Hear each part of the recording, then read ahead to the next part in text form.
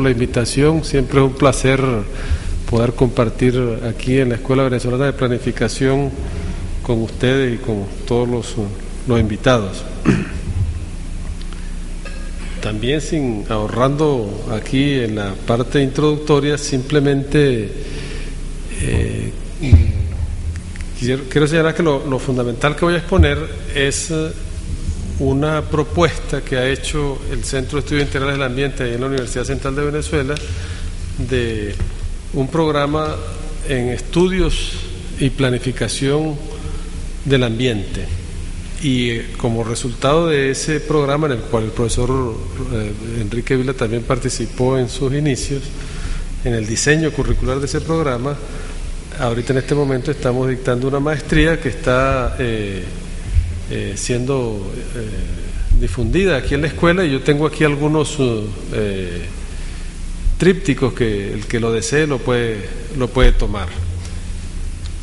Es una maestría en planificación integral del ambiente y que presenta dos razones fundamentales. Uno, un enfoque sobre el problema de la planificación del ambiente que tiene el CENAM, que en la propuesta señala que es una institución que realiza investigación, docencia y extensión en el campo de los estudios y la planificación integral del ambiente, y como visión fundamental tiene un carácter transdisciplinario y basa su fundamentación teórica en la concepción del ambiente como noción sistémica, energética global y en tendencias integradoras. Lo que intenta es colocar en perspectiva lo que es para nosotros el ambiente, y sobre eso es lo que vamos a tratar de conversar el día de hoy.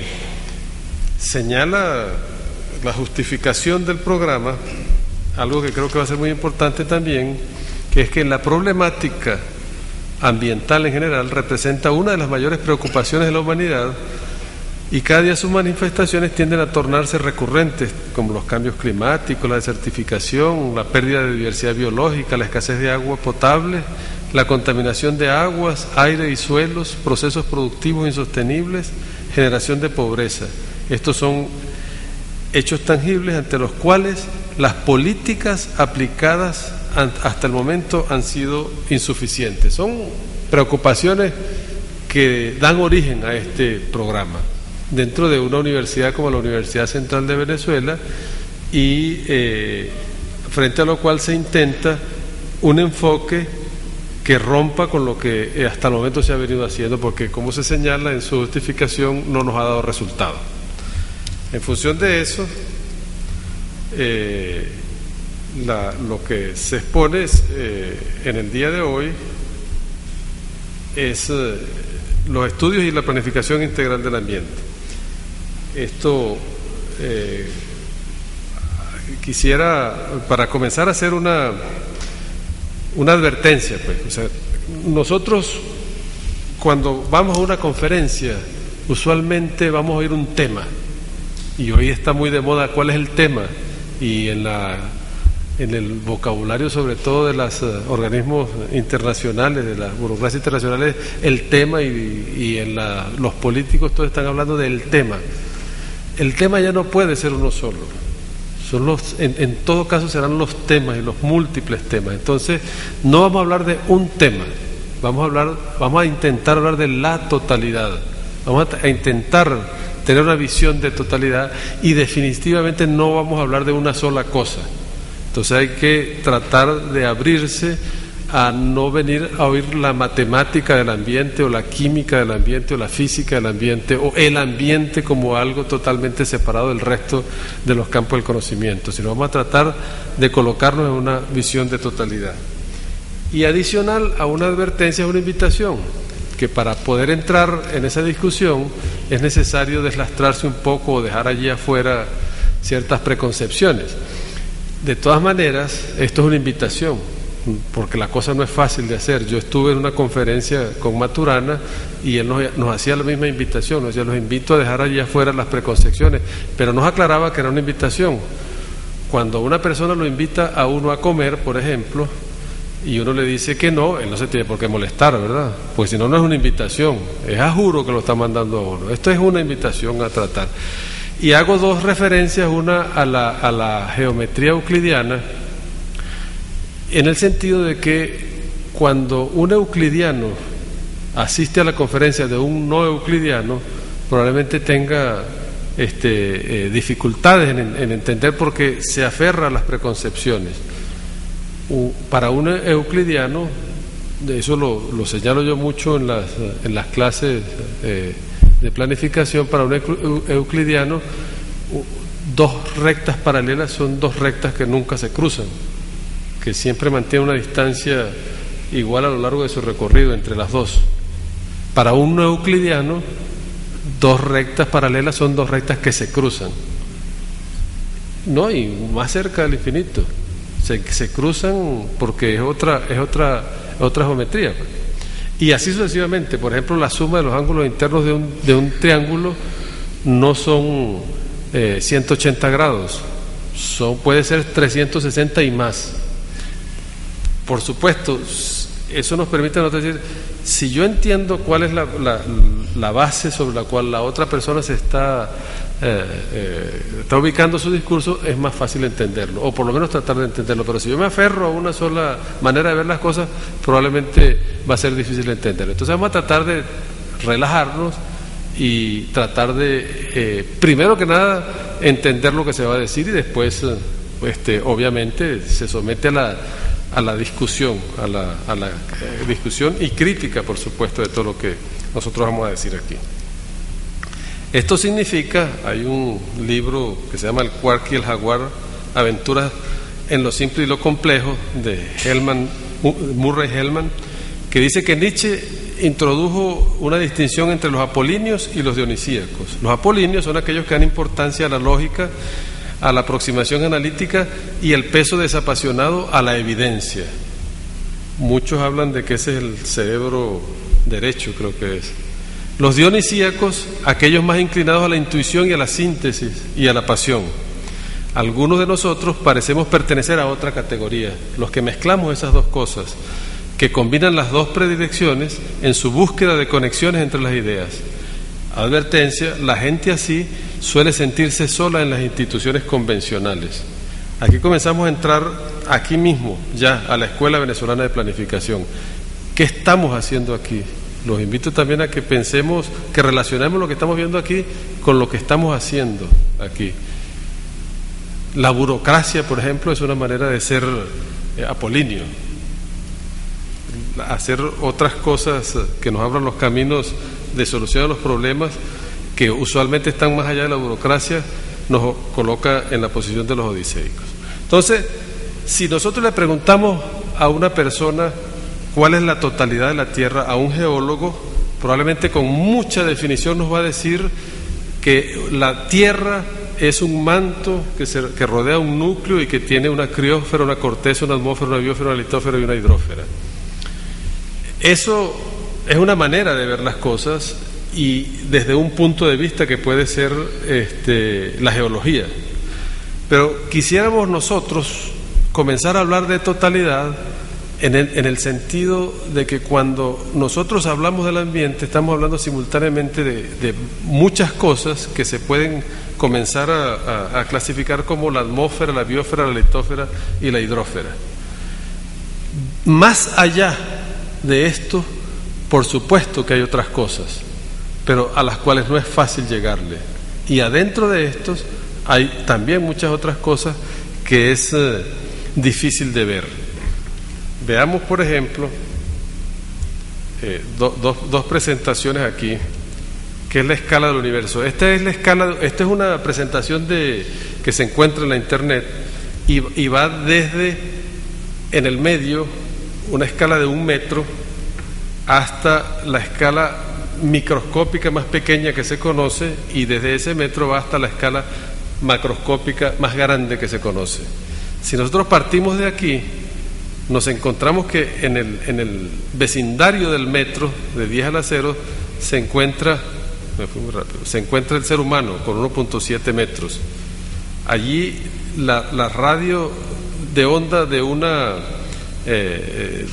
una estación de radio, de onda de radio, es de 1 metro aproximadamente la onda, la longitud de onda. Un carro mide más o menos unos 3 metros, 4 metros. El autobús 12 metros. Y así nosotros, el avión mide un poquito más. La torre Eiffel mide un poco más. Vamos al radio de 1000 metros y comenzamos a ver también las cataratas del Salto Ángel. Mide aproximadamente 979 metros, casi 1 kilómetro, sí. Y así nosotros comenzamos a expandir a 160 kilómetros, a 2.300 kilómetros. El tamaño de un país como Estados Unidos puede tener de lado a lado 4.2 kilómetros, 4.000 kilómetros. La Tierra está en un vecindario de los 12.700 kilómetros. Ya comenzar a hablar más allá de 12.700 kilómetros, donde puede estar Neptuno, comienza a ser difícil y los números comienzan a hacerse increíblemente grandes, ¿verdad? Nosotros, cuando hablamos de la atmósfera de la Tierra, podemos hablar hasta unos 1.000 o 2.000 kilómetros por encima de la superficie terrestre. Ya ver las cosas un poco más allá, astronómicas, pero hoy en día nosotros tenemos visiones que van muchísimo más allá, a la Vía Láctea, a las nebulosas, y llegan hoy en día lo que nosotros hemos logrado el universo observable a 140 años luz, y que son más o menos 93.000 millones de años luz, 10 a la 26 por 9,3 metros. Eso, por supuesto, es una noción poco difícil para asimilar, y es una situación que cuando uno habla de la planificación ambiental lo pone a pensar hasta dónde llega la escala macroscópica de lo que yo hago. Lo que nosotros planteamos es la biosfera, la geósfera, la litósfera y la hidrósfera. Pero obviamente que por debajo de esta escala existen otras cosas también. La imagen del ser humano, pero comienza a haber partículas que son un poco más pequeñas del metro. Una hormiga mide 4 milímetros, y eso forma parte de lo que nosotros afectamos cuando planificamos una longitud de onda infrarroja, una célula, un glóbulo rojo. Llegamos al átomo, y fíjese usted, lo interesante es que si seguimos bajando de escala, llegamos a que conocemos algo más o menos similar a lo macroscópico. Allá era 10 a la 26, 10 a la 30, aquí es 10 a la menos 35. Algo interesante, pues, para trabajar.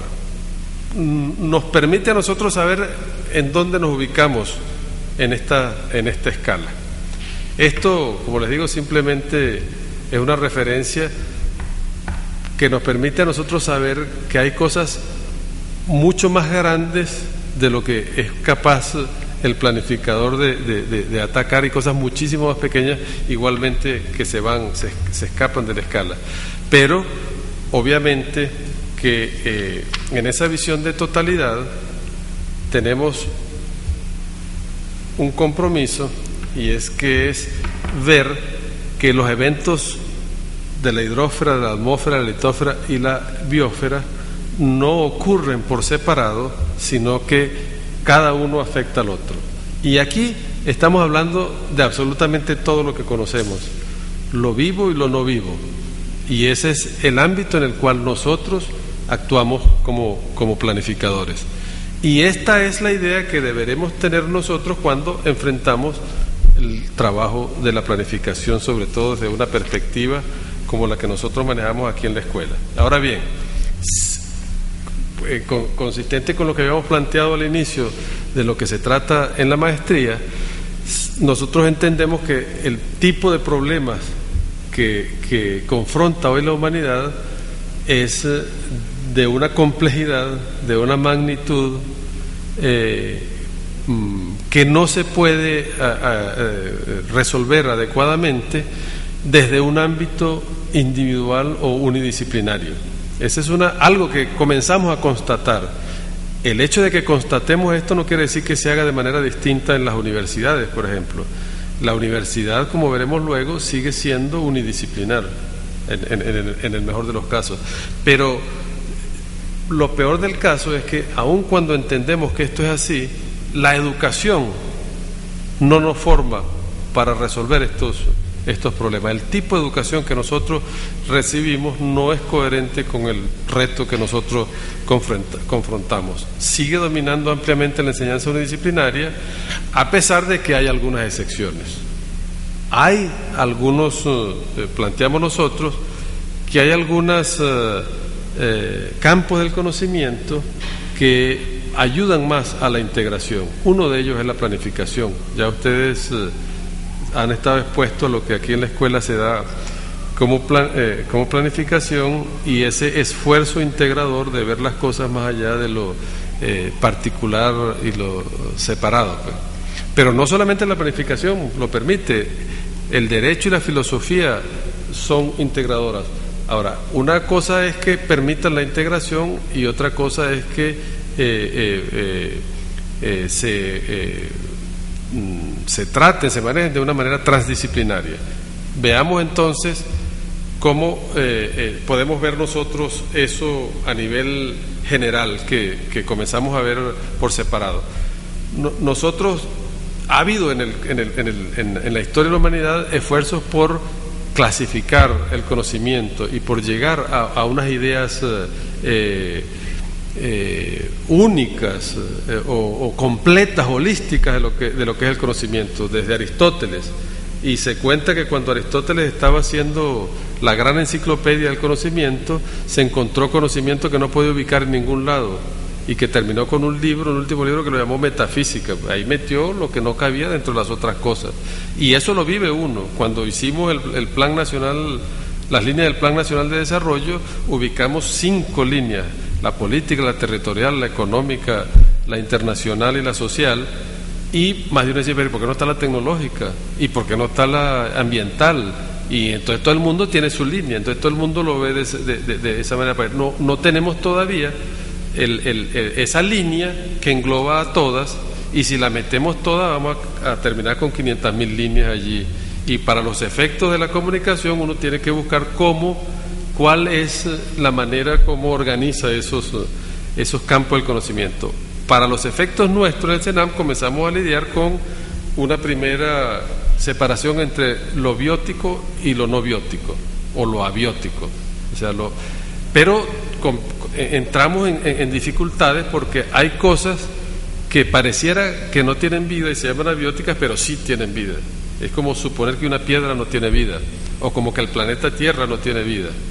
Y hay tesis, como la tesis de Gaia, que dice que el planeta es un organismo viviente. Entonces, en vez de hablar de lo biótico y lo abiótico, hablamos de lo físico-químico, hablamos de lo biótico, hablamos de lo social y hablamos de lo cultural. Comenzamos con esta exploración, y por supuesto en medio de todas esas cosas están todos los campos del conocimiento y las disciplinas ahí gravitando, y de alguna manera cada una cosa de esas tiene que ver con las otras cosas. Eso, por supuesto, hay gente que lo ha comenzado, Manfred Magneff ha comenzado a verlo más sistemáticamente y a decir, bueno, vamos a ponernos de acuerdo cómo lo podemos organizar. Hay maneras de abordar esto de una manera disciplinaria, multidisciplinaria, pluridisciplinaria y hasta transdisciplinaria. Dice, la disciplinariedad es la especialización en aislamiento. O sea, hay muchas mucha gente en muchas disciplinas trabajando de manera aislada. Hay otros que trabajan de manera multidisciplinaria. Aquí podríamos ver la universidad, pues donde hay facultad, pero no necesariamente hay cooperación entre esas. La pluridisciplinaridad, hay cooperación, pero sin coordinación. O sea, de acuerdo, 4 personas o 5 personas de diferentes campos. Él habla de un avance que se puede lograr en la interdisciplinaridad, y a esto le da bastante, le dedica tiempo. Él dice que es la coordinación por un concepto de nivel superior. O sea, todavía aquí no hay un solo campo del conocimiento que lo englobe todo, pero sí hay posibilidades de acercar diferentes campos del conocimiento, y clasifica estas maneras de ver la cosa en, por ejemplo, una interdisciplinaridad de valores, que es un concepto a nivel superior como la ética, que puede coordinar 2 campos, como el campo de la planificación y las políticas. La ética tiene que guiar la fusión entre esas 2 cosas. Él habla también, por ejemplo, de la interdisciplinariedad normativa. Es la política que debe regir la agricultura, el desarrollo forestal y el comercio, por ejemplo. Una manera de coordinar varias cosas. Hay inclusive una positiva que sea en la medicina o en la agricultura, que el poner al servicio, en el caso de la medicina, la biología, la sociología, la química, para lograr una mejor medicina. O en el caso de la agricultura, la biología, la sociología, los suelos, la química y muchas otras cosas. Pero hay un campo de conocimiento de orden superior, que es el que coordina. Si eso lo vemos desde el punto de vista de la sociología, la cosa puede cambiar. O sea, todavía sigue siendo... Y frente a esa situación, él dice que la transdisciplina debería ser todo actuando simultáneamente. Esto, por supuesto, son propuestas. Así no se hacen las cosas hoy en día. Y si nosotros nos propusiéramos hacer las cosas así hoy en día, encontramos limitaciones de índole metodológico. Ahora, eso no significa que no aspiremos a tener un dominio del conocimiento dentro de una visión transdisciplinaria. Pero lo que quiero quedar claro, a pesar de que nosotros tenemos una marcada actitud preferencial hacia la transdisciplinaria, entendemos las limitaciones metodológicas que tenemos todavía para enfrentar esa situación, y sí podemos trabajar dentro de enfoques multidisciplinarios como los que vimos anteriormente, y con enfoques interdisciplinarios. En ese sentido, para su enfoque, para su abordaje, el CENAM llega a lo que los fundadores, Augusto Tobito y González Almeida, y el geógrafo Balbino León, calificaron como el ideograma ambiental, en donde esa manera de ver lo que es el ambiente está movido por una serie de factores fundamentales, que es el físico, el biótico, el social y el cultural, y las energías, toda la forma de energía, que es la geotérmica, la radiación y la electromagnética. Eso es lo que conforma el ambiente. Y dentro de ese ambiente, a nivel físico-químico, se encuentran cosas como el movimiento del agua, la circulación atmosférica, la naturaleza de la radiación, la erosión y los movimientos tectónicos. Eso ocurre, ese es el mundo físico-químico. El biótico, donde está el crecimiento, el fenotipo, el genotipo, el movimiento, la información, la reproducción fotosintética, la materia biótica, heterotrófica y la descomposición. En la parte social está la organización social, la prolongación de la infancia, la selección natural, la dominación jerárquica, la división del trabajo, el aprendizaje social, la complejidad del cerebro. Y ya en la parte cultural, la organización está en la planificación, la tecnología, la educación, etcétera, etcétera. Es decir, cuando estamos hablando del ambiente, no estamos hablando de las maticas, no estamos hablando de los animalitos solamente, estamos hablando de toda esta complejidad y de la interacción que ocurre entre toda esta complejidad, movida fundamentalmente por manifestaciones de energía de flujos de energía y materia, que son los que nosotros tenemos que vigilar cuando hacemos lo que hacemos. El no tomar en consideración esos flujos es lo que nos lleva a cometer las barbaridades que nosotros cometemos. Vamos a ver fundamentalmente 2 manifestaciones de ello. La primera es, veamos el ejemplo de la economía, cómo opera eso en la economía y tratar de avanzar algunas ideas de cómo debería funcionar allí. El modelo económico clásico con el que se maneja la economía en nuestra sociedad, en este planeta, en nuestro ambiente, es un modelo de intercambio entre la producción y el consumo mediado por dinero, por precios. Eso es lo que es el modelo económico. Cualquier toma de decisiones que se haga en materia económica se hace en este modelo. Ese modelo es un modelo de flujo circular del dinero en un sistema cerrado que no incluye el ambiente e ignora los aspectos físicos de la actividad económica. No sé si habrá aquí algún economista, pero en la economía es perfectamente factible que ocurra, porque ocurre, y muchos hasta lo explican, que entre 7.000 millones de dólares y salga cero. Esa es la última crisis financiera que ocurrió. Y eso se explica. En la naturaleza eso no ocurre. No es posible que entren en un sistema 7 toneladas de oro y por el otro lado no salga nada, a menos que se lo roben. Se va en las manos de alguien. Es posible. No desaparece. Hay ciertos principios de la naturaleza que en la economía no operan. Nosotros, pongámonos el ejemplo, ¿cuánto cuesta un litro de gasolina aquí en Venezuela? ¿Cuánto? Como 0,97, ¿verdad? Un bolívar. Ahora, ¿eso cuesta el litro de gasolina? Ese es el precio del litro de gasolina. Pero eso es lo que cuesta. O sea, en la economía eso se explica, aquí funciona, cuesta un bolívar, ¿cuál es el problema? Cuesta, sí cuesta un bolívar. Ahora, eso es lo que cuesta. ¿Cuánto debería costar el litro de gasolina? En Europa o en Japón puede valer hasta $4. ¿Es $4 el precio de la gasolina? Eso sí es lo que cuesta.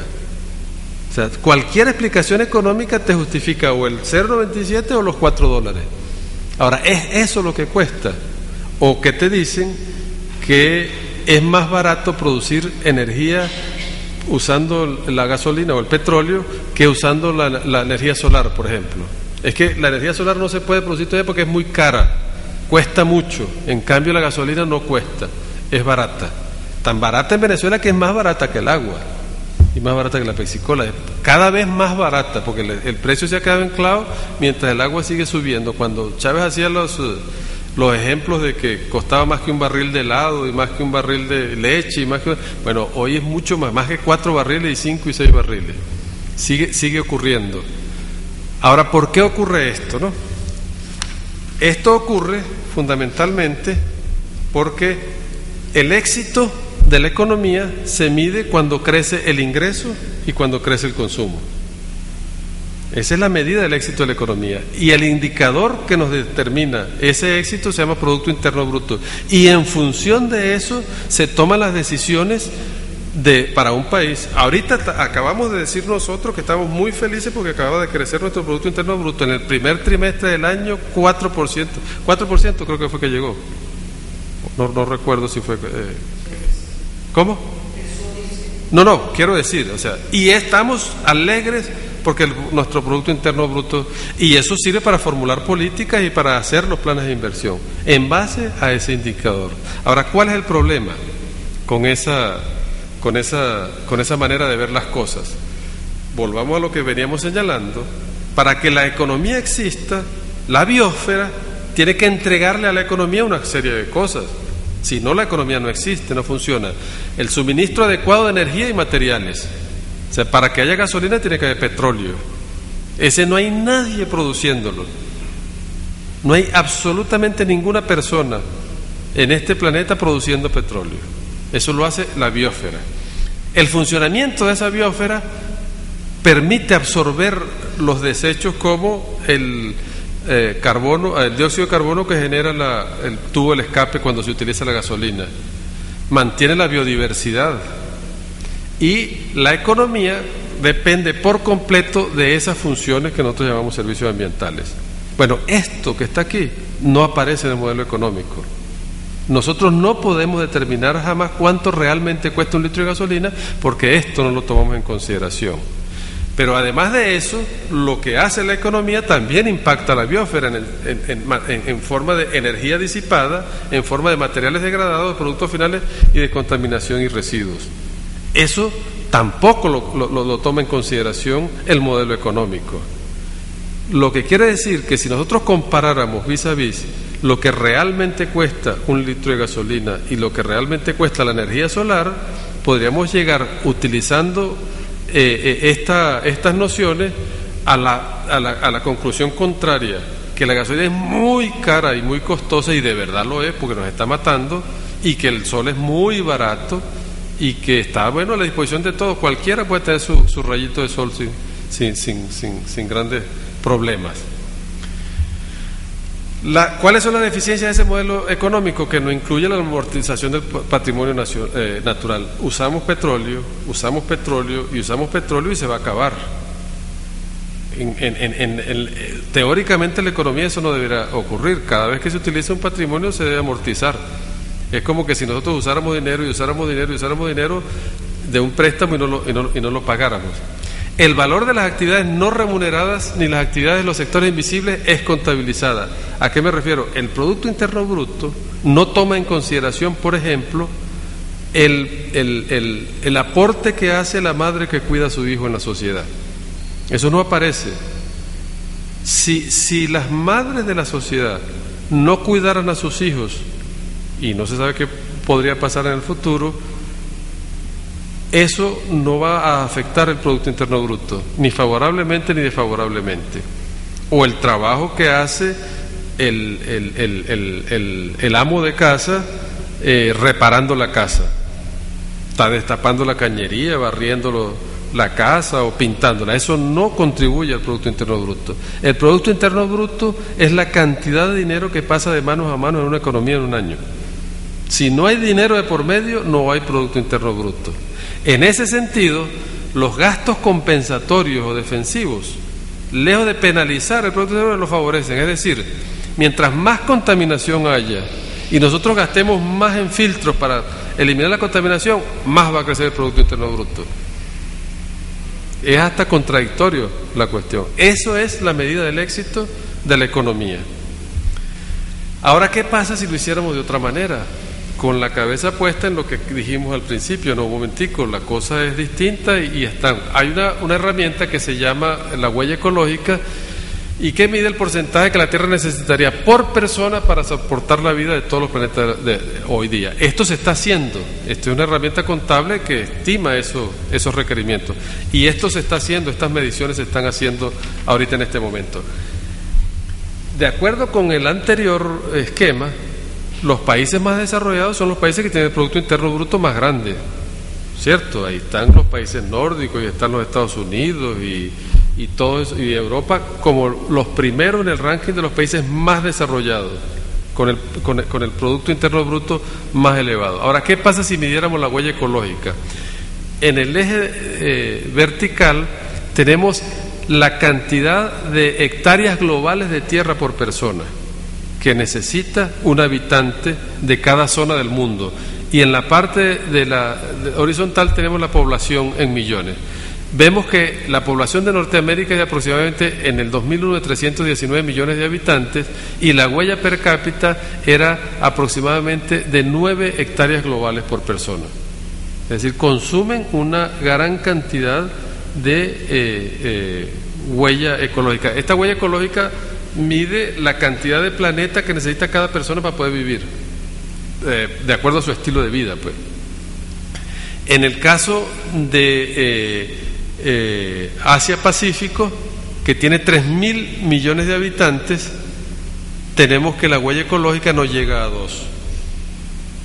Es decir, es preferible que tengamos menos gringos y que tengamos más asiáticos si de huella ecológica se trata. Si esto se penalizara, podríamos encontrar gente que está viviendo en una huella ecológica o está usando una huella ecológica que no tiene. Es decir, que en vez de que nosotros le estemos debiendo a ellos dinero por los préstamos que nos hacen, ellos nos están debiendo una cantidad importante de ambiente que nos los están consumiendo. Porque para que un gringo pueda vivir, para que esos 319 millones de gringos puedan vivir con una rata de 9 hectáreas globales, cada uno no lo tienen en su territorio, tienen que comenzar a utilizar el territorio de los otros, y no en vano los japoneses se llevan todo lo que necesitan de otros lados porque no lo tienen.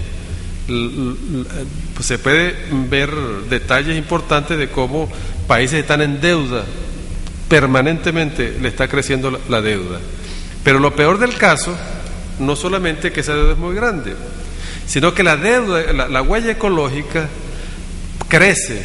En el círculo del centro tenemos el año 1970 y en el círculo más grande tenemos el año 2006.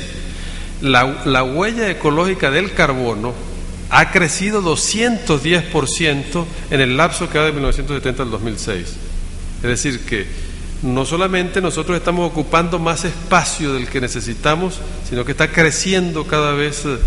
En el caso, por ejemplo, de la tierra destinada al pastoreo y a la siembra, no ha crecido de manera importante entre 1970 y 2006.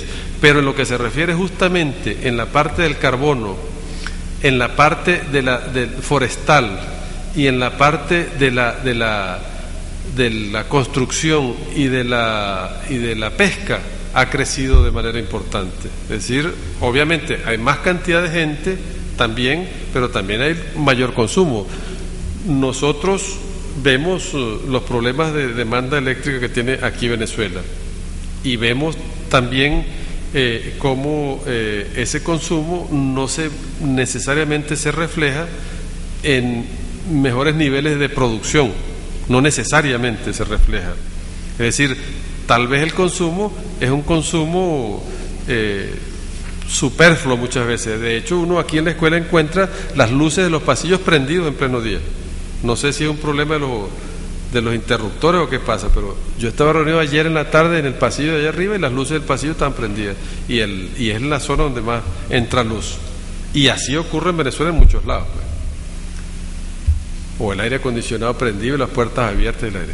Ahora, lo peor del caso que esto estamos diciendo es que la huella ecológica está creciendo de una manera exorbitante, a extremos que si la comparamos con la capacidad de regeneración de la vida del planeta, ya comienza a superar el nivel de resiliencia del planeta, la capacidad que tiene el planeta de procesar esos desechos y en un periodo de tiempo devolver aire limpio.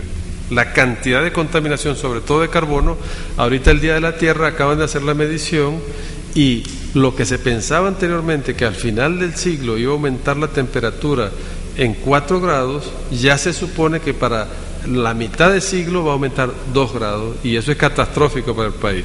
Gases de efecto, para el país no para el planeta, gases de efecto invernadero.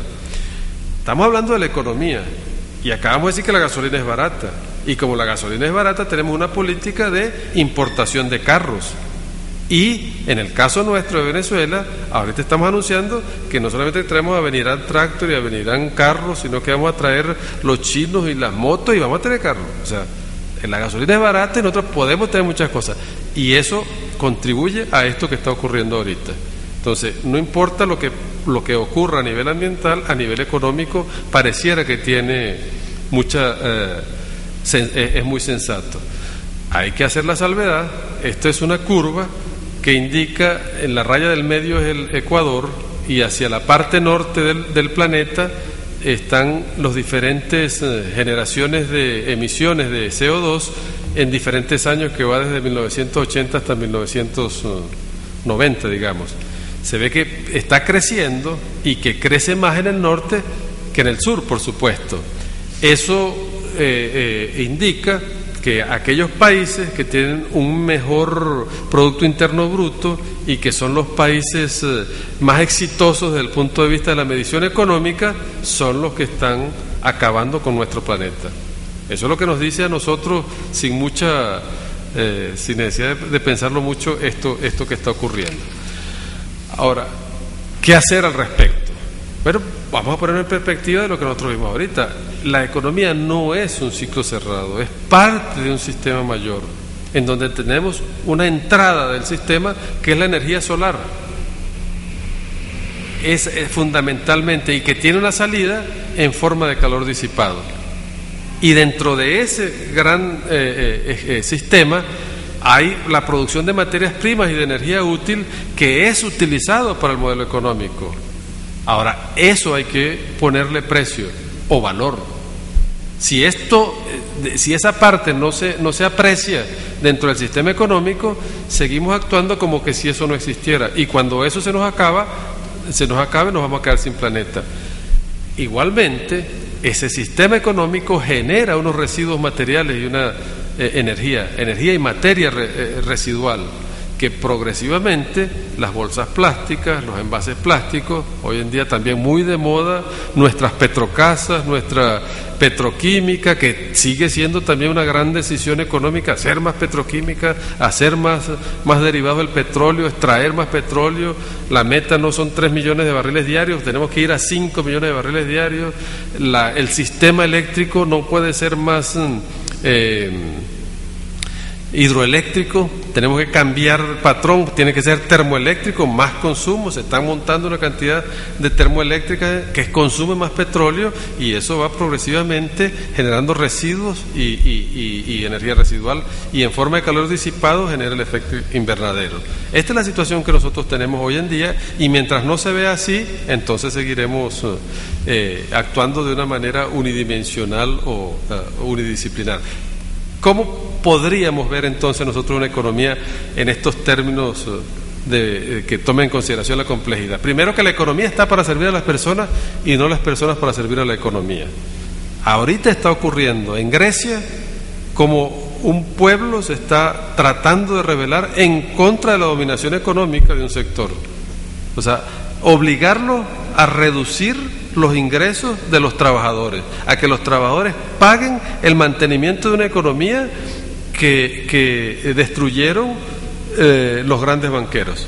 Y estamos hablando de Grecia, de España, de Portugal, y pasó en Estados Unidos, y nos pasó aquí, le pasó a Argentina y le pasó a México.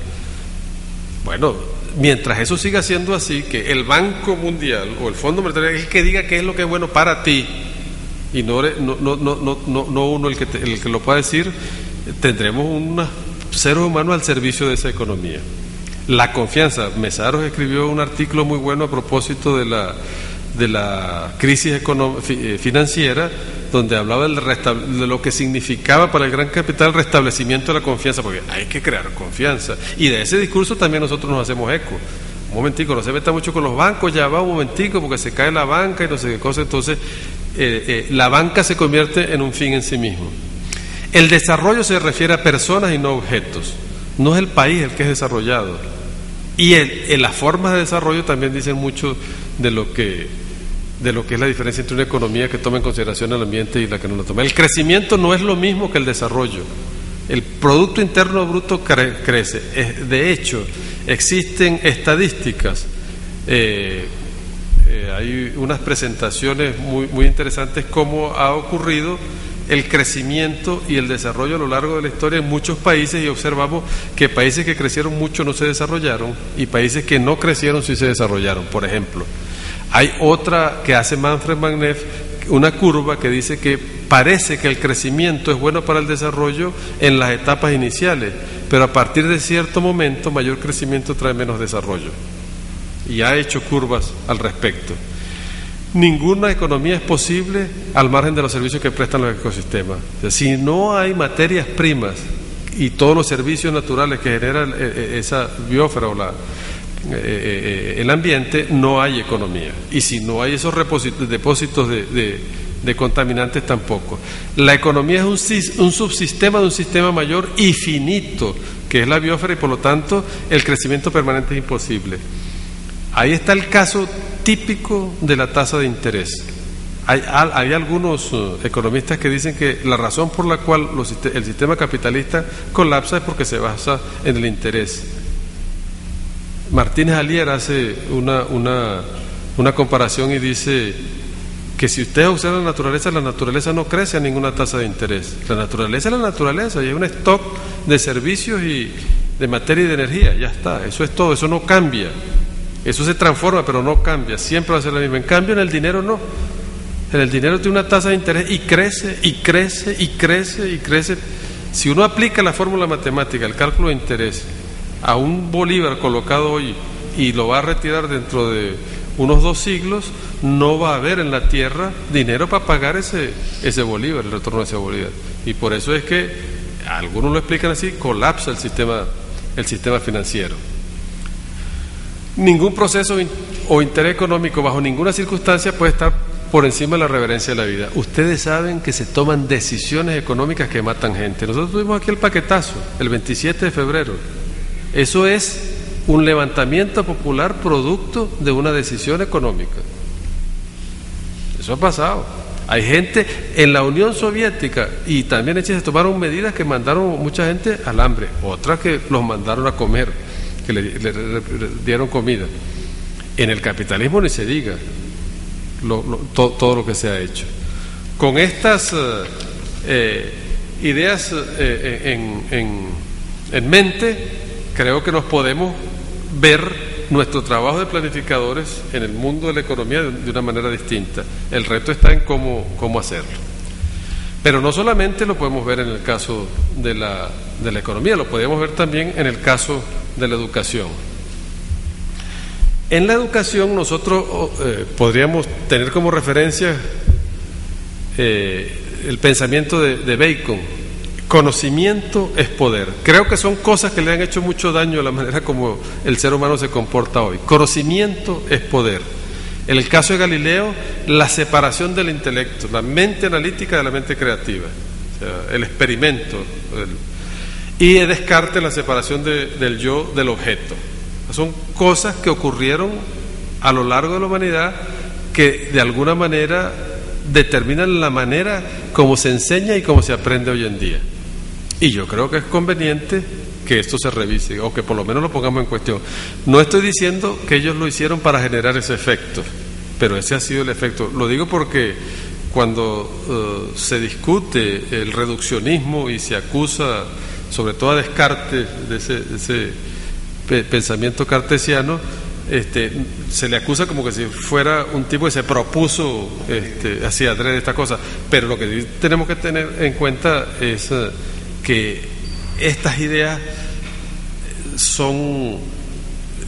ejercen mucha influencia en lo que es la educación, y eso por supuesto genera una serie de mitos. Yo voy a esto es de un autor norteamericano, David Orr, que escribe sobre la educación y que genera estas ideas. Pues. La ignorancia es un problema que puede solucionarse. Inclusive, cada vez que uno sabe más, encuentra más lagunas, encuentra más incertidumbre. Nosotros no sabíamos que el deterioro de la capa de ozono generaba los problemas que generaba. Ahora descubrimos que la capa de ozono genera los problemas que genera, pero no sabemos cómo. Ahora tenemos más ignorancia. Cada vez que se sabe más, es posible que tengamos más ignorancia. Entonces no podemos pensar que nosotros vamos a ir por ahí caminando y vamos a encontrar el conocimiento que nos va a resolver todos los problemas. Probablemente puede resultar a la inversa. Con tecnología y conocimiento suficiente podemos administrar el planeta. Inclusive hay propuestas económicas ya, como en la economía de los recursos naturales y la economía ambiental, que si ya tenemos resuelto el problema, pongámosle precio, moneticemos la naturaleza. Hay una imagen muy interesante que tiene García Vaca, que dice que nosotros vivimos sobre la tierra y dentro del aire. Ya el hombre le puso precio a la tierra y no ha podido apreciar el aire. ¿Qué es lo que quiere? Que le pongan precio. Y muchos estarían muy contentos si se le pudiera poner el precio al aire. Con tecnología y con conocimiento no necesariamente podremos administrar el planeta, no necesariamente. El conocimiento está aumentando y por lo tanto la bondad humana. O sea, es más, esta tesis que se dice que el problema de la criminalidad es que no hay educación y que la educación resuelve el problema. Si eso fuera cierto, con todo el conocimiento que está puesto en invadir a Libia, ahí no se evidencia ninguna bondad humana. con todo lo que se está haciendo en materia de guerra, de física, de química, de biología. En materia de economía, lo que se está haciendo en Grecia no evidencia ninguna bondad humana. Lo que está haciendo en Irak, en Irán, el bombardeo, lo que vemos diariamente. Entonces, parece que eso no, como que no es así. El conocimiento no necesariamente aumenta la bondad humana. Se piensa que podemos restaurar adecuadamente lo que hemos destruido. Es más, hay una tesis económica que dice que no importa que el petróleo se acabe, que naturalmente surgen los sustitutos. Ponerse a cuidar el petróleo, no explotarlo, eso es una locura. Es más, si el aire se contamina, nosotros vamos a tener mutaciones y vamos a ser capaces de respirar dióxido de carbono. No se preocupen, eso va a pasar. Entonces, con el conocimiento que tenemos ahorita, no es posible restaurar lo que hemos destruido. Tal vez podremos mantener lo que no hemos destruido, tal vez, pero reponer lo que hemos destruido parece que es muy difícil. El propósito de la educación es proporcionar los medios para el ascenso social y el éxito. Desde pequeño le dicen eso a uno, ¿okay? Tú vas a ser presidente, estudia bastante. Nuestra cultura representa la cima de la realización humana. Bueno, nuevamente veamos lo que está pasando en Irak, en Libia, en Afganistán, lo que conocemos nosotros. Lo que no se dice es algo peor. Ahora, si no es esta la educación, ¿cuál es la educación? O sea, no puede ser una educación cualquiera, tiene que ser una educación que vincule la política, la ética, la cultura, la ciencia, la economía. Nuevamente regresamos al esquema que tiene que ser múltiple, que tiene que tener múltiples entradas. Pero cuando hablamos de una educación ambiental, no podemos enseñarle economía que acabamos de revisar.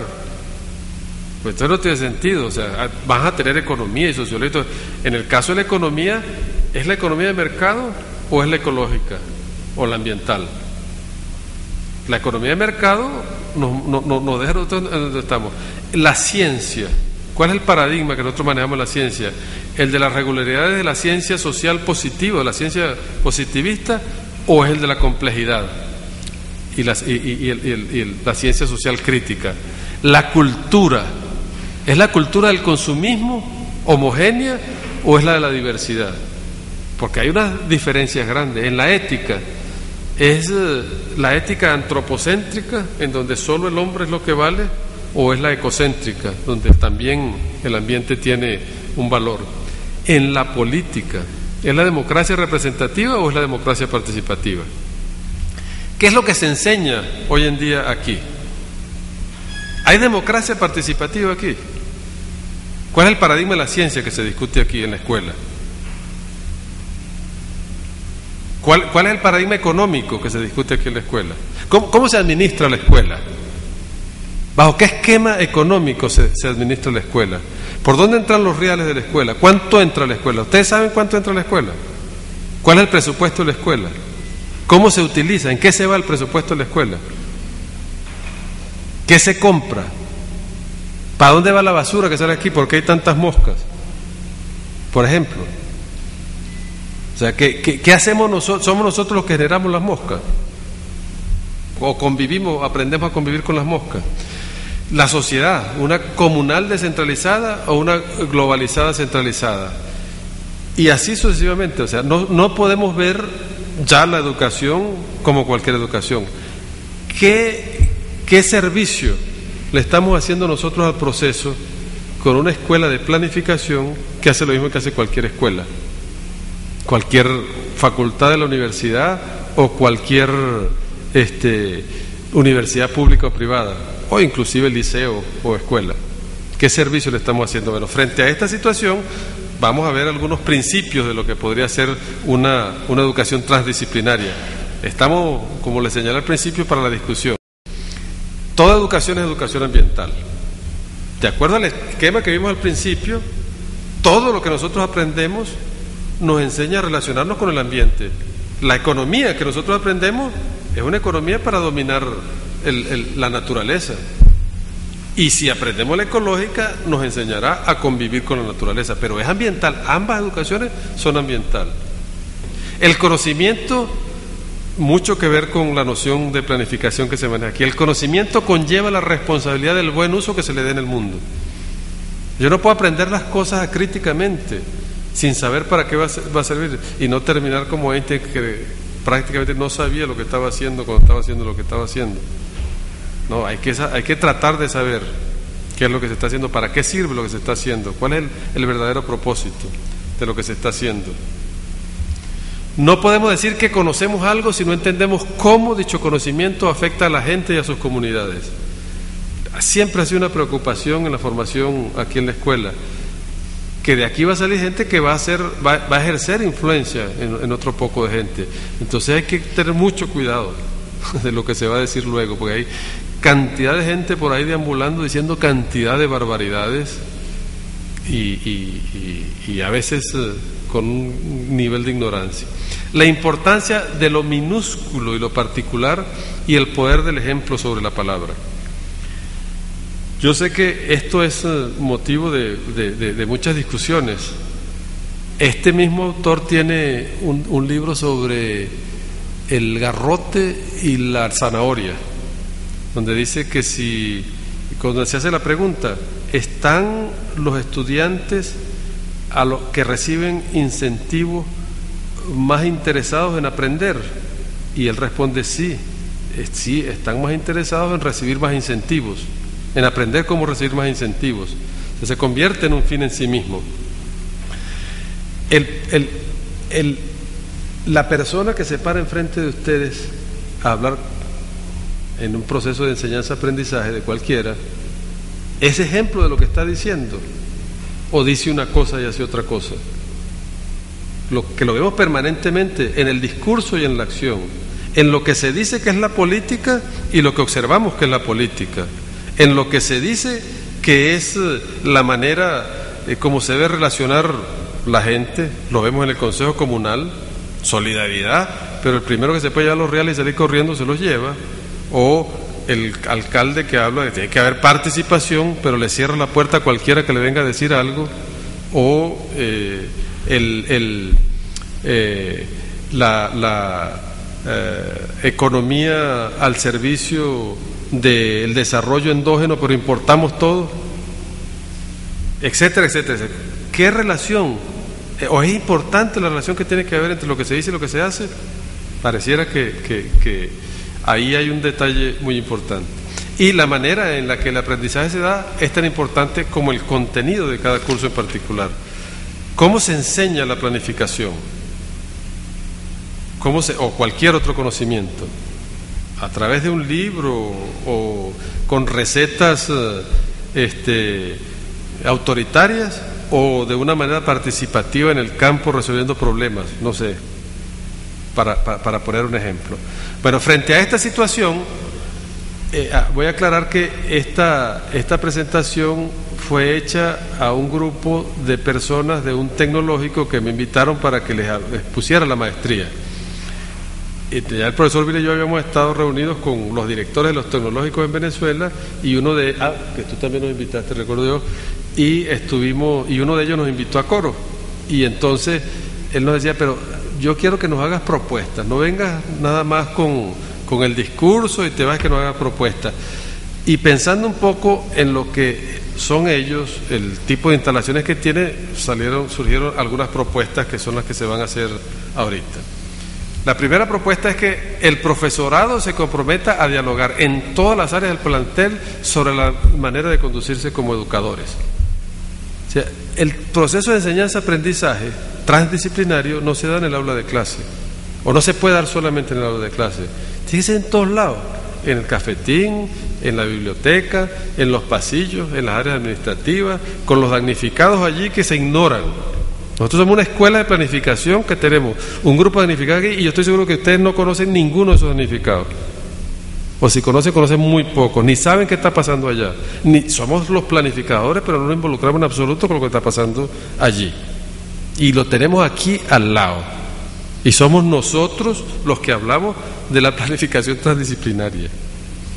Yo creo que eso pone un poquito en evidencia lo que puede pasar entre el hacer y el decir. Bueno, ¿no sería altamente conveniente que la escuela estuviera interesada en el problema social que está allá adentro y que eso fuera parte de su pensum de estudio?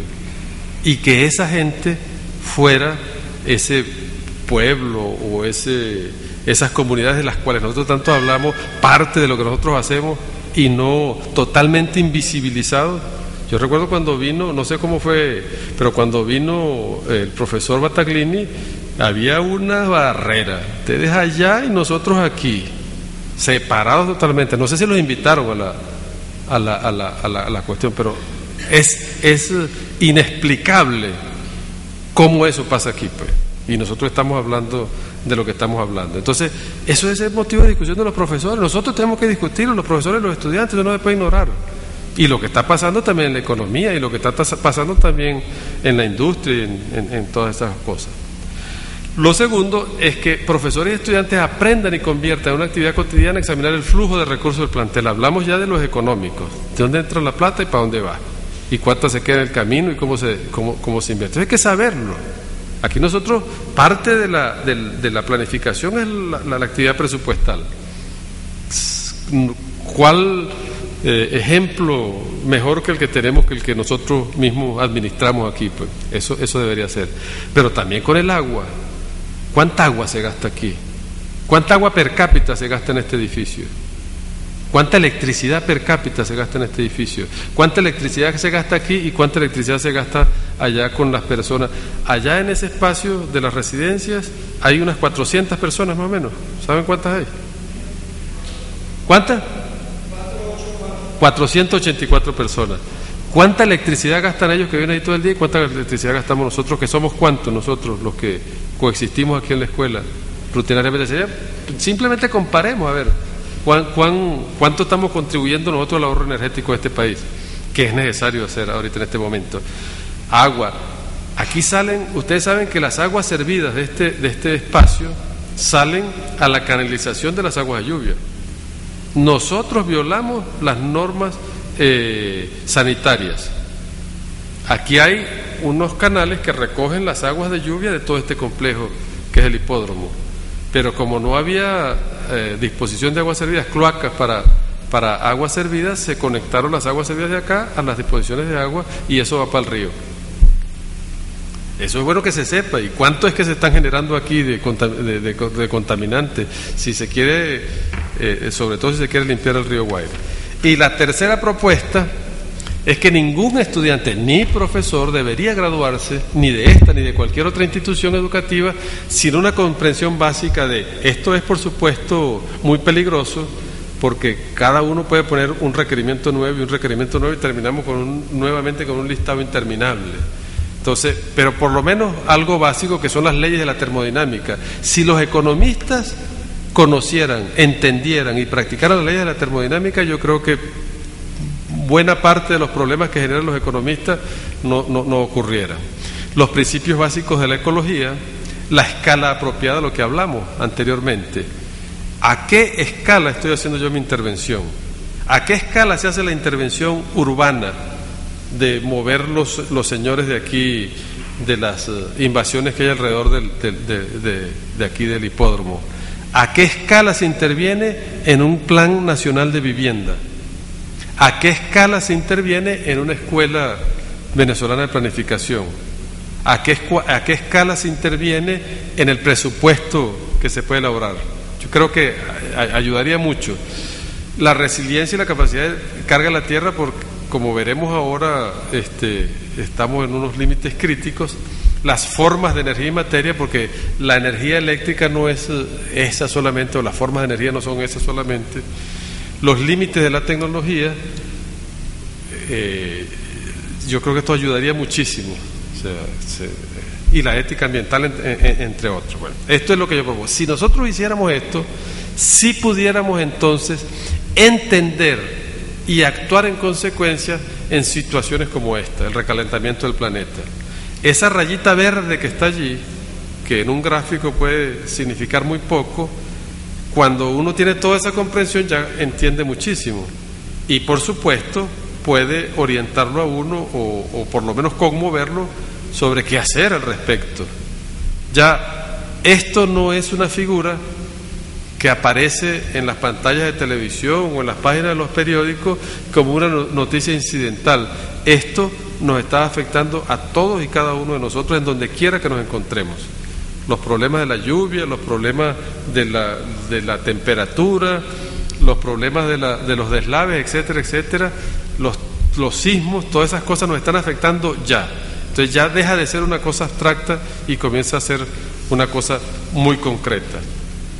La situación es que se agota el tiempo. La curva que nosotros observamos aquí, esta curva morada, esta curva que está acá, es la curva a la cual crece la huella ecológica, el uso del espacio de la Tierra. Y esta huella es la capacidad de la Tierra de soportar más gente. Entonces está disminuyendo.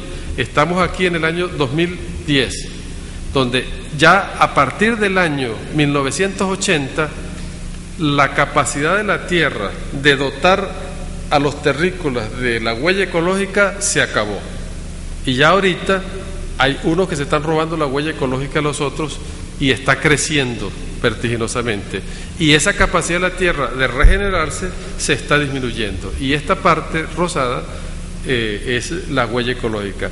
Ya no hay tiempo para evitar esto ya está pasando, el tiempo se acabó. De lo que nosotros hagamos de aquí adelante será posible que mantengamos el planeta Tierra. Esto lo podríamos hacer también para la planificación, pero eso se lo damos al profesor Vila para que lo haga en su debido momento. Muchas gracias.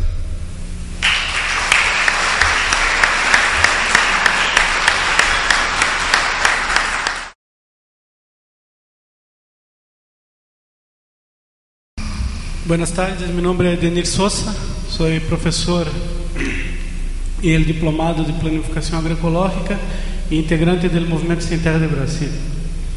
Profesor Gilberto, mira, la discusión que tú colocaste, la cuestión del método, bueno, entonces cómo estamos trabajando en la escuela venezolana y en otras escuelas, porque esa es una escuela de planificación y demás escuelas deberíamos tener un método para saber del presupuesto, de cuánto estamos gastando, pero yo participé como Francisco Javier Velasco de la formulación de la escuela en Barinas, de una universidad en Barinas, el Instituto Agroecológico Latinoamericano.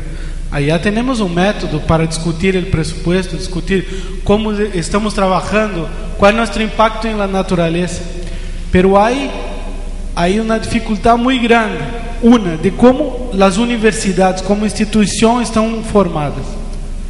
O que nosotros creemos que es una universidad, esto nos impide, en algunas veces, de dar un paso distinto.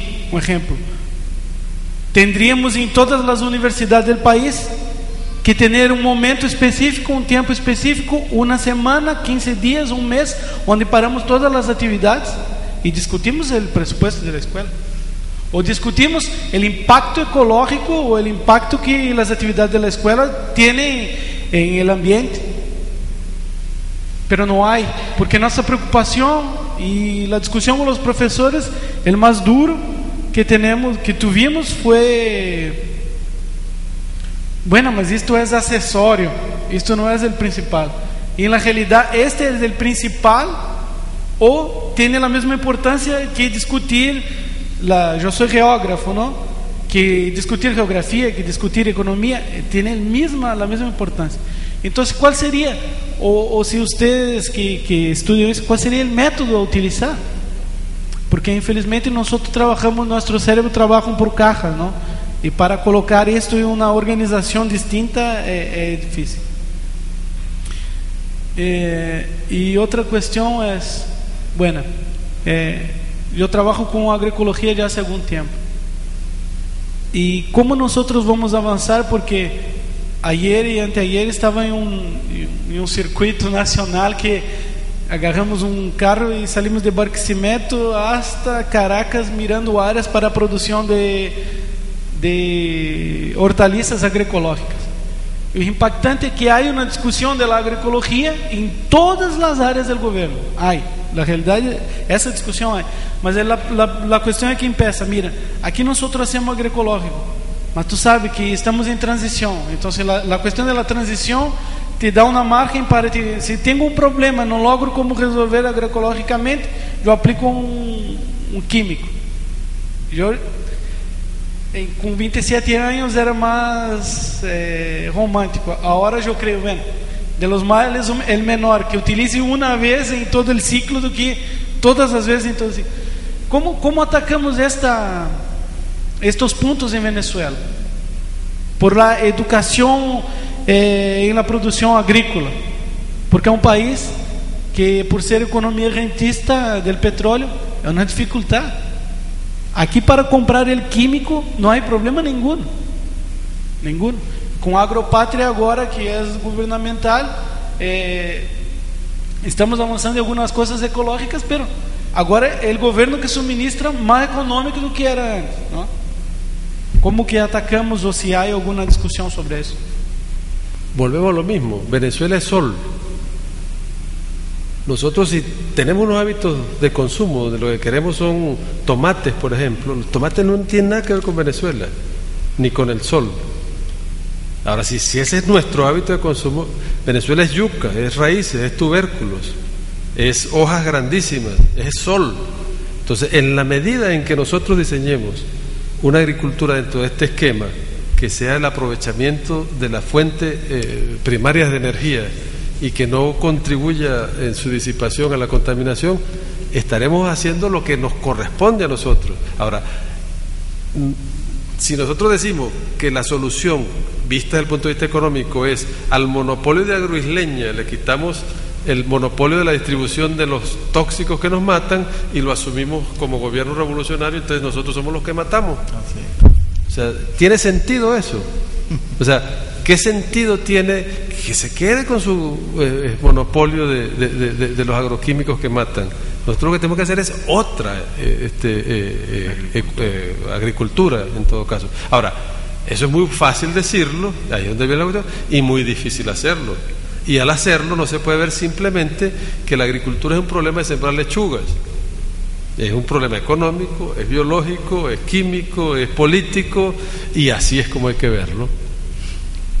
Lo que nosotros tenemos en parte como instrumento es lo del proyecto nacional y que tenga viabilidad, por ejemplo. Tiene eso viabilidad política, tiene viabilidad social, tiene viabilidad económica. Satisface las necesidades, apunta realmente a lo que nosotros tenemos como planeta y podemos aportar como sociedad. Es verlo desde otro punto de vista, pero si lo focalizamos en lo que es Agroisleña, no podemos hacer más de lo que hemos hecho. Y si se hace bien, yo creo que se está haciendo mal, y bien bueno que se haga mal, porque si se hiciera bien, estuviera más asustado. Pues fuéramos extraordinariamente eficientes en hacer lo mismo que hacía Agroisleña. No tiene mucho sentido. Yo quisiera plantear dos cosas con respecto a como estamos hablando de producción agrícola. Yo soy ingeniero agrónomo, entonces siempre la visión de las universidades es que tú te formes como un ingeniero agrónomo integral, donde por supuesto manejes principalmente el ambiente, la intervención mínima del ambiente y todas estas cosas que están relacionadas con la biología, que estoy seguro que la mayoría de las personas que están aquí y trabajan con la parte agroecológica las conocen. Sin embargo, y lo hablaba acá el doctor, ¿no?, que nosotros estamos a merced de la producción. Fíjate, nosotros tenemos una carga que llevamos. Primero, no es que me estoy excusando por la producción de químicos ni de la producción agrícola convencional, como se llama, sino que, ejemplo, nosotros tenemos una producción, sembramos tomate, es el ejemplo que estamos dando, y se dice que nosotros tenemos un hábito de consumo de tomate que no es característica de nuestra cultura originaria, pero es característica de una herencia, ¿verdad? Y entonces la asumimos y bueno, consumimos tomate, consumimos salsa de tomate y todos los derivados del tomate. Sin embargo, para sembrar ese tomate en agricultura agroecológica, es muy difícil tener las mismas cantidades de rendimiento que con agricultura química. Y hay estudios, y los conozco. Sin embargo, de repente hay un estudio que te dice, bueno, y que conozco, que de repente tú cultivas brócoli con agricultura agroecológica y con agricultura convencional, llamámoslo así, y el brócoli tiene mejores rendimientos con agricultura agroecológica. Entonces, la cuestión es, en un país donde hay una necesidad de alimento increíble y donde se necesita una aceleración, una independencia alimentaria, entonces generalmente para poder llegar a producir esas grandes cantidades de alimentos es muy difícil hacerlo por agricultura agroecológica. O sea, ¿qué hacemos? La pregunta sería, ¿tendríamos que crear a la par una agricultura agroecológica que nos permita en un futuro sustituir esa agricultura convencional? Entonces, esos son los planteamientos que deberían crearse incluso en las instituciones nacionales. Bueno, vamos a hacer proyectos nacionales, bueno, vamos a aumentar la producción del rubro tal. Vamos a aumentarla, pero si la vas a aumentar bajo el enfoque de agricultura convencional, bajo el enfoque de agricultura agroecológica, ¿cuánto aporto? Yo pienso que debería ir hacia esa dirección, porque es obvio que hoy en día tenemos, si nosotros vemos desde el punto de vista, hay algo importante que dice entender la parte de termodinámica. Nosotros gastamos una cantidad de energía para producir un alimento. El ejemplo que se habló mucho de caña de azúcar, de que lo usamos, o del maíz que se usa hoy en día en Estados Unidos para producción de etanol. Nosotros usamos energía para el tractor que hace el trabajo agrícola para sembrar el maíz. Además de eso, que usamos esa energía, usamos energía del hombre, usamos mucha energía, y al final de eso nosotros agarramos el maíz y hacemos un proceso básico y lo fermentamos, y ahí también hay un proceso energético, y al final logramos obtener el etanol. Pero entonces al final eso no es rentable, sin embargo se hace. Entonces esas son las cosas que seguramente agricultura convencional y procesamientos agroindustriales convencionales que realmente no tienen sustento y se siguen haciendo porque también hay todos unos intereses políticos y de dependencia de países. Entonces la pregunta concreta sería, ¿cómo nosotros vamos a lograr crear una agricultura agroecológica y sustituir a la par la agricultura convencional? ¿Cómo podemos hacerlo y que eso represente de verdad que nosotros podemos acabar el hambre en el país? Un país con un 80% hace 10 años este país tenía un 80% de dependencia alimentaria. Por favor, vamos a resumir y a concretar la pregunta. Entonces, eso es, la pregunta en sí sería, ¿cómo podemos lograr crear una agricultura a la par que me permita tener unos buenos rendimientos de producción, un menor impacto ambiental, un menor gasto energético en crearla? Al comienzo de la exposición se hizo hincapié de que no podíamos seguir viendo de la misma manera las cosas. A mí la palabra rentable realmente me molesta. Sí. Porque, ¿qué es lo que es rentable? Yo recuerdo siempre de los logos rojos de las empresas básicas del aluminio. Nosotros vendemos aluminio, sí, pero el 65% de lo que vendemos se queda en desechos contaminantes en el país. ¿Cómo puede ser eso rentable? Así nos paguen todo el dinero del mundo, eso no es rentable, no es un problema de dinero. Eso no es rentable. O sea, producir alimento que nos llena el estómago pero que nos está matando, eso no puede ser rentable. Porque es que la renta no puede verse en términos monetaristas. O sea, eso de rentable, perdón, que sea rentable. O sea, ese criterio no puede ser para nosotros. Acabamos de hablar que si la economía no puede verse de esa manera. Entonces, ya inclusive usar la palabra rentable, pues a mí me crispa, pues yo me tuve que levantar. Yo sé que el compañero no lo hizo en ese propósito, pero así se analiza todo. tiene que ser rentable. Bueno, si la escuela pensara en términos rentables, nosotros no tuviéramos estudiantes. Porque claro, hay mucha gente que no puede pagar. Ahora, las universidades parece que sí piensan en términos de rentabilidad, porque nunca había incrementado tanto los posgrados en la Universidad Central de Venezuela y con una cantidad de créditos, porque es rentable. Mientras más créditos, más pagas, y mientras más posgrados, más pagas. Ahora, ¿es rentable producir acero para vendérselo a los chinos, y que me perdonen los chinos, dejando toda la contaminación? Porque fuese rentable si usted se lleva el aluminio, los lodos rojos, el sulfuro, ¿verdad?, las aguas contaminadas, lléveselo todo. Pero resulta que nosotros tenemos 15 millones de toneladas de lodos rojos a punto de caer en el Caroní. Y yo lo repito en todos los lugares que puedo verlo, porque está medido. En el año 2007 era esa cantidad. Y estamos tratando de poner otra refinería de alúmina en Caicara del Orinoco. Entonces, eso lo hacemos por rentabilidad, eso lo hacemos para crecer, porque es lo que estamos creciendo, la contaminación. Lo que está aumentando con toda nuestra actividad es o sea que yo no sé qué en términos, digamos, de lo rentable. Por eso los economistas, el profesor Urique, cuando estuvo aquí, hablaba tan mal de los economistas. Yo recuerdo que una vez Alfredo Maneiro dijo: oye, en el futuro hay que eliminar las escuelas de sociología. Parece que son las de economía. Y las de sociología también, pero las de economía habrá que echarles una buena refinada. Esa es una preocupación. Entonces, no podemos seguir midiendo con esos indicadores las cosas, con el indicador de rentabilidad. O sea, ¿cuál soberanía? Seguridad alimentaria es posible, soberanía alimentaria yo no sé. Y que me disculpan, pero yo les quiero decir que el tomate es de América. Lo que pasa es que la versión de tomate que nosotros estamos usando no era la original nuestra, pero el tomate, como la papa, como el maíz, es americano. Solo que los tomaticos que se dan por ahí son así chiquiticos, y no esos pomodoros grandotes a punta de nada.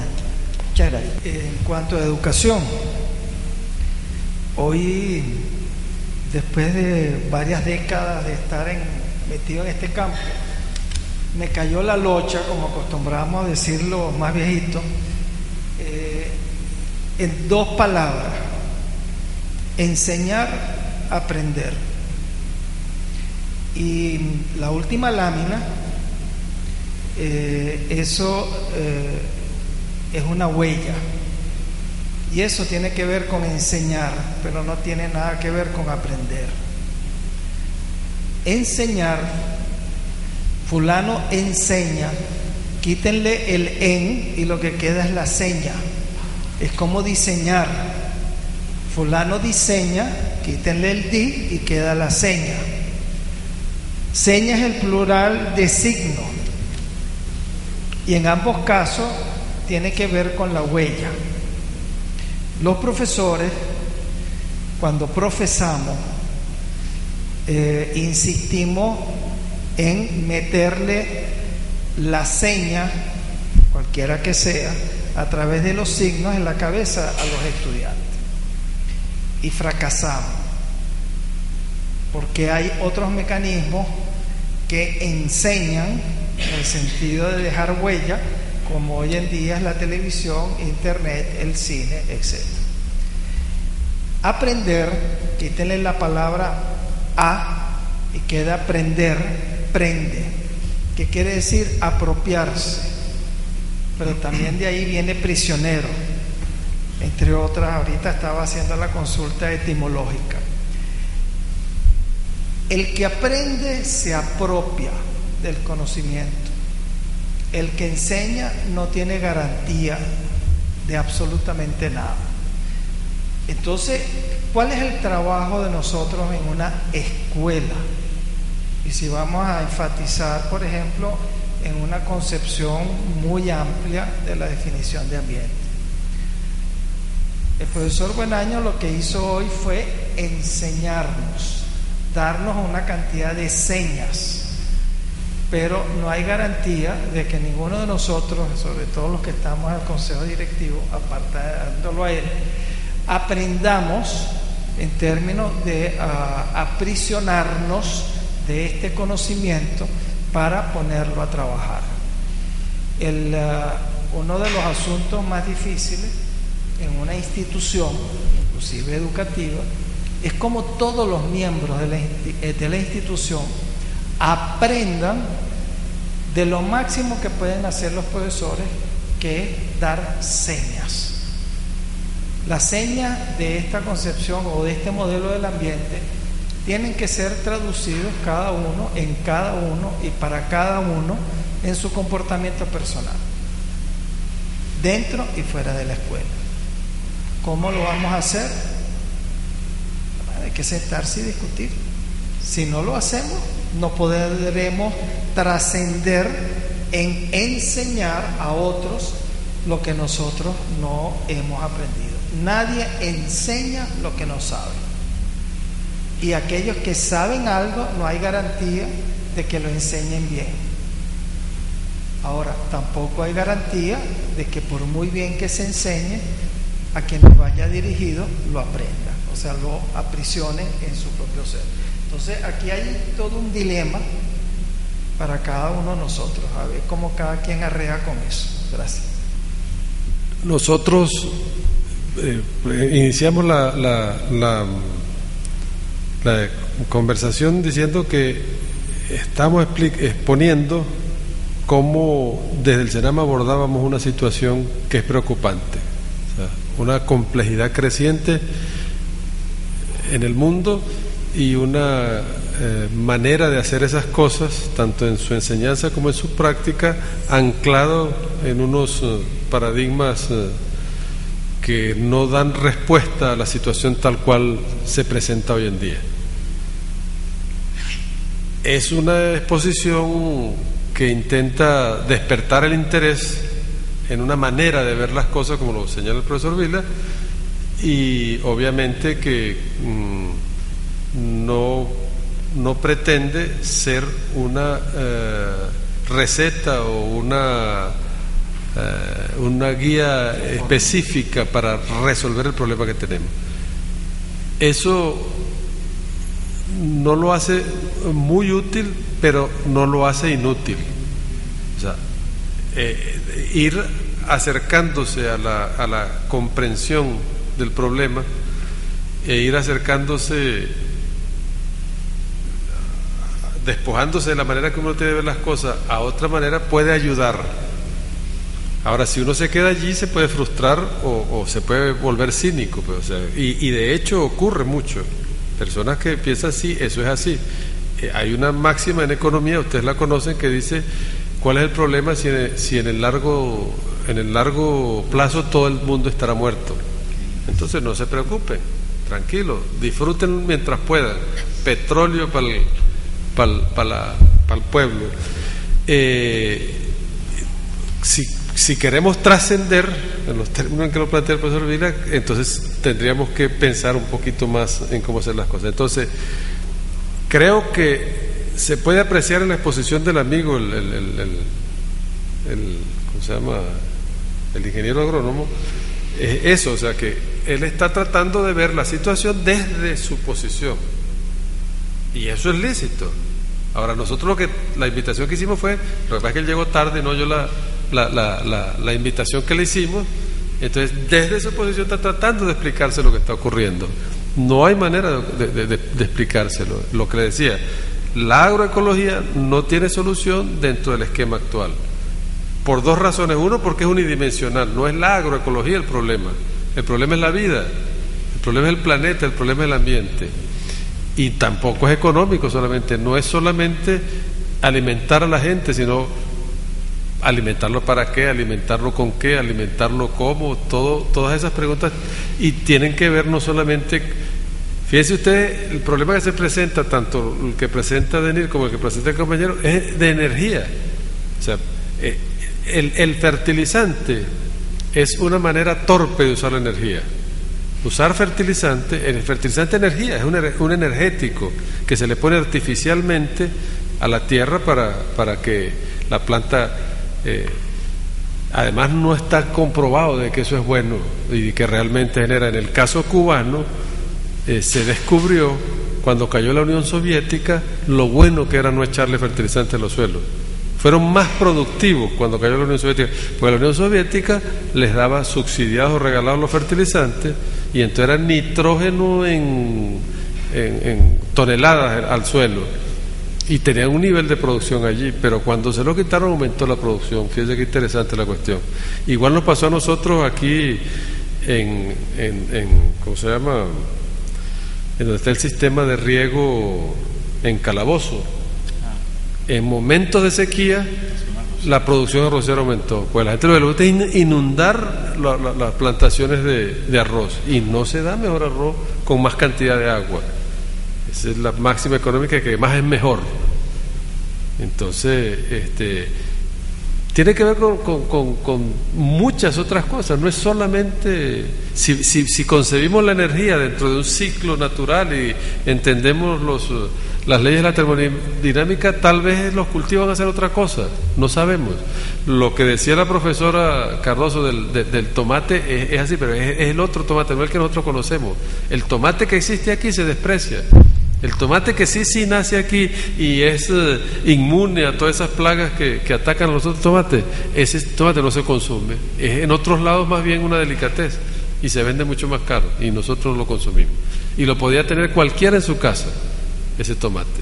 Ese sí es. El otro se hizo queriendo copiar la manzana, ese tomate, hacerlo más grande y hacerlo. Esa es la otra cosa, que creen que más grande es mejor.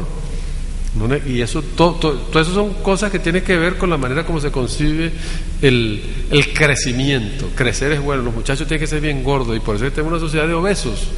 Desde chiquito, come más, que engorda.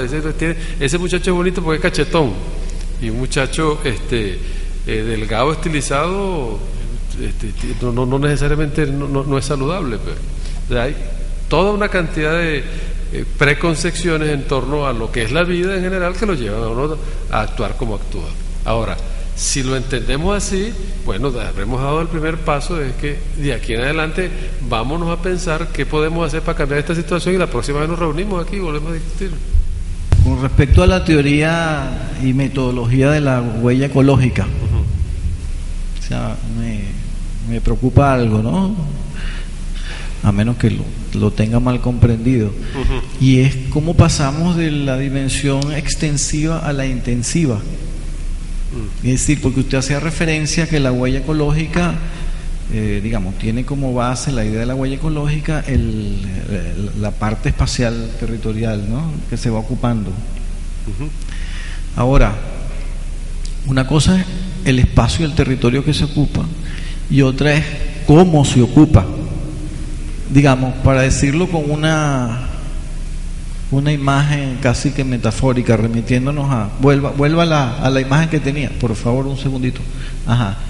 No es lo mismo la huella de una bota Frassani que la de una alpargata o la de un pie desnudo.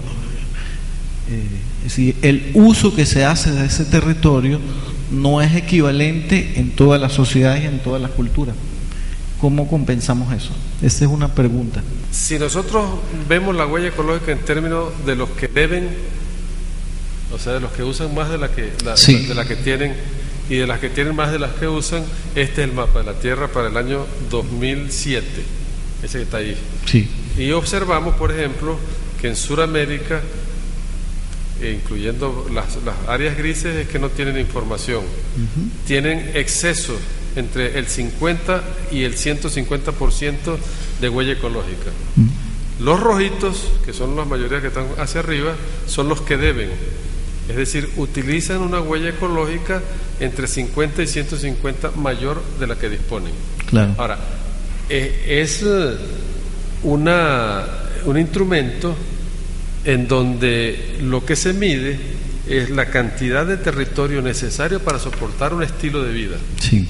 Ahora, esa cantidad de territorio es cuánta agua usted consume, cuánta comida usted come, cuánto vestido usted usa, cuánto combustible usted usa, cuántos kilómetros viaja. Inclusive hay en la internet algunos tablas en donde uno introduce cuál es la distancia que viaja usted de su casa al trabajo, qué medio de transporte utiliza, qué tipo de comida consume usted regularmente, etcétera, etcétera, y entonces uno lo coloca allí. Y él le multiplica eso por la cantidad de habitantes que tiene el planeta, y entonces te dice la cantidad de planetas que se necesitan para poder vivir el estilo de vida que tú vives. Claro. Entonces, si tú metes evidentemente, si tú metes el de un hindú, todavía te falta te queda planeta disponible con el estilo de vida de un hindú. Pero si metes a un norteamericano, entonces estás consumiendo 3 planetas y medio. Si todos los humanos nos comportáramos, los 7.000 millones de habitantes nos comportáramos como se comportan los norteamericanos, no hubiera planeta ya. Claro. Entonces, obviamente que está eso. Entonces, esto es conocimiento factual. La cosa es así. Ahora, ¿qué hacer?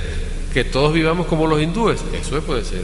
Que matemos a todos los gringos, eso puede ser otra cosa. O sea, hay varias salidas de aquí para adelante, ¿ok? Claro.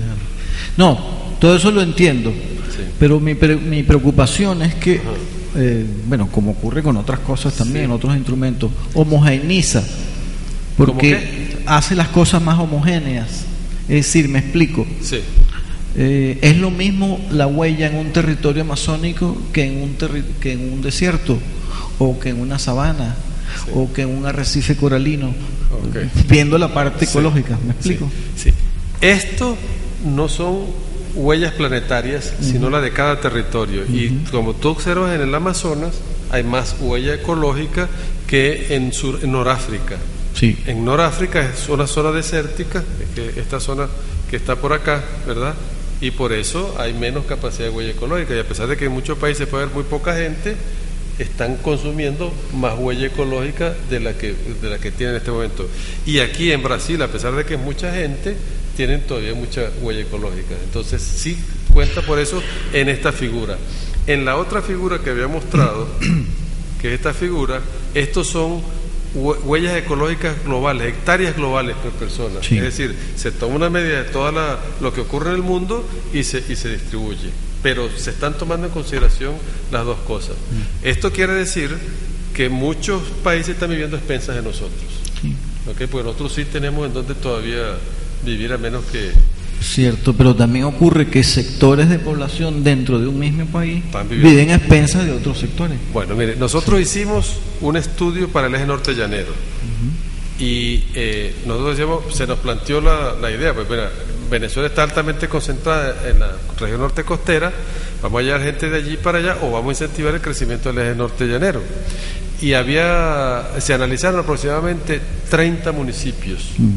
De esos 30 municipios, unos 27 tenían una huella ecológica superior a la que está siendo utilizada ahorita.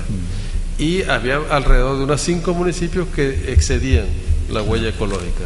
Entonces, eso nos sirve a nosotros para recomendar, movilizar dentro de un escenario de baja producción de petróleo y mayor producción agrícola, unas 3 millones de personas en esos territorios, por ejemplo, basado en la huella ecológica. Sí. Ahora, claro, eso, como la cuestión no se puede ver solamente en mi territorio, en Venezuela y en mi municipio, eso está contribuyendo al total de la huella ecológica que ya, como vimos, está siendo rebasada. Sí. Lo lógico sería no seguir creciendo de ninguna manera y tratar de inducir a los otros a que se mueran o algo de eso. No vivan de otra manera.